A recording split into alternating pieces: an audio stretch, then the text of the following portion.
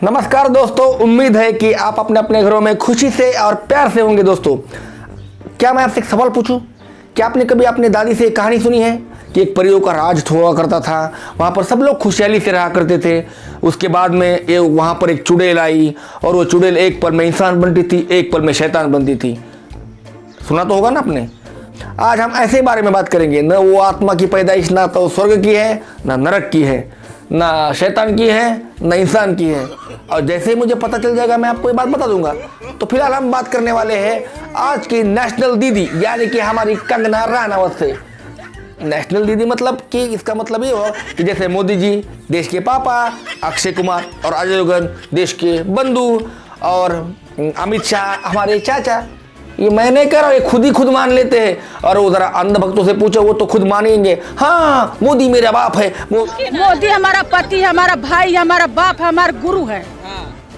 वैसे अंजना कश्यप ने भी तो माना था ना। देखिए मैं हूँ अंजना, हाँ ठीक है, तो हम उसके बारे में बात नहीं करने वाले दोस्तों। आज हम जरा अलग टॉपिक पे बात करेंगे कि आज हम एक ऐसी आत्मा के बारे में बात करेंगे जिसका नाम है कंगना रनावत, नेशनल दीदी यानी कि हमारी चुड़ैल। ऐसी आंखें दिखाने की कोई जरूरत नहीं दोस्तों, क्योंकि ये मैंने नहीं कहा, ये वो खुद ही कह रही है। देखिए बाद में बोलते हैं औरत देखिए कुछ भी बोलता है, ऐसे है क्या हम, देखो खुद ही चुड़ैल हूँ और मेरे पैर उल्टे हैं। देखा आपने। मैंने सोचा कि दोस्तों मैंने इतने सारे कौवों को काव काव करते देखा है, कुत्तों को भोंकते देखा है, लेकिन औरत को पूरी जिंदगी में भोंकते हुए पहली बार देखा है दोस्तों। ऐसी बकचोदी वो शिमला की है दोस्तों। अब हिमाचल प्रदेश किस चीज के लिए फेमस है वो तो आपको बताने की जरूरत नहीं। ये मैं बात क्यों कर रही हूँ आपको मैं बाद में बताऊंगा दोस्तों। तो वहां की एक छोटी सी लड़की 8 साल की उम्र में उन्होंने सोचा था कि मैं घर छोड़कर हीरोइन बनने भागूंगी। उस वक्त क्या आपको याद है कि हमको ये भी कहाँ बैठना मालूम था? तो ठीक है दोस्तों, तो ये वहां से निकल के भाग ही गई, फिर आ गई मुंबई। और मुंबई आने के बाद उसने क्या किया, 14-15 साल की उम्र में उसने एक अपने बाप की उम्र के आदमी के साथ अफेयर कर लिया।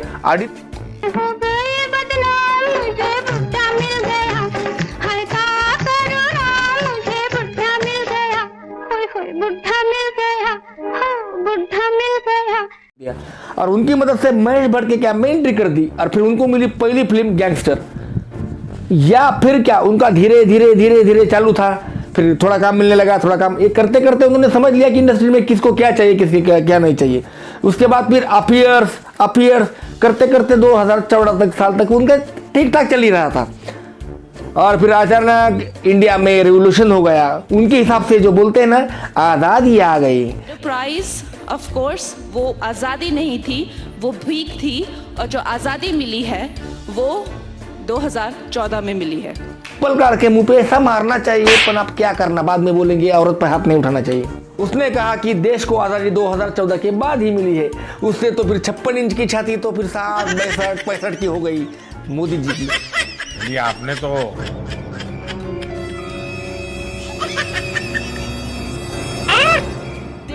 देश की बेटियों को प्रेरणा दी है। और फिर दोस्तों वही हुआ जो हमेशा होता है इस देश में, जिसको 2 कौड़ी की अक्ल भी नहीं रहती है तो वो दूसरों को ज्ञान मिलना शुरू कर देता है दोस्तों। तो वैसा ही काम हो गया दोस्तों। जो बॉलीवुड में 2 कौड़ी की जिसकी औकात नहीं है, वो हिंदुस्तान को सिखा रही है तहजीब, कल्चर, और खुद हिपोक्रेसी की भी सीमा होती है। मोदी जी जरा इसे भी समझाइए और खुद भी थोड़ा समझ जाइए। कभी किसी डायरेक्टर एक्टर ने आप पर कास्टिंग काउच की कोशिश की? नहीं, कभी भी नहीं। कभी भी नहीं। कैसे हो सकता है? आप अगर आपकी लॉन्च हो रही है गैंगस्टर जैसी फिल्म से, तो बताइए, अगर अनुराग बासु आपको कास्ट कर रहा है तो क्या भट्ट साहब नहीं क्वेश्चन करेंगे कि मुझे नहीं, अगर आप बहुत सक्सेसफुल हीरोइन भी हैं, तब भी अगर आपको फिल्म चाहिए तो आपको खुश करना पड़ेगा, या तो डायरेक्टर को या तो हीरो को। गंगा में लाशें तैर रही हैं, वो वायरल हो रही हैं, लेकिन वो पता चल रहा है तस्वीर नाइजीरिया की है। गांजा